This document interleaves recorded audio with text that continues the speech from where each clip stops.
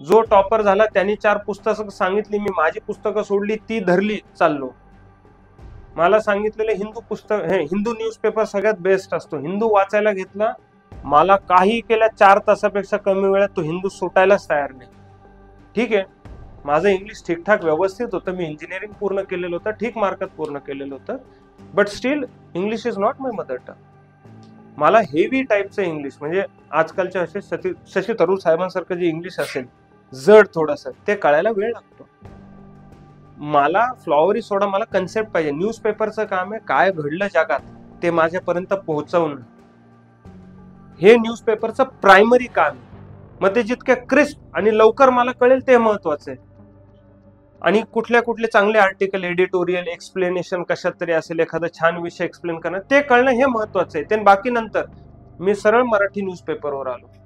Marathi newspaper वाचायचो, अर्ध्या तासात पूर्ण न्यूजपेपर वाचून व्हायचा.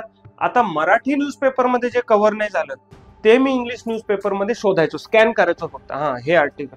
पण बाकी जगातल्या ज्या काही न्यूज आहेत महत्वाच्या, त्या जनरली सगळ्या मराठी न्यूजपेपरमध्ये कव्हर होऊन जायच्या.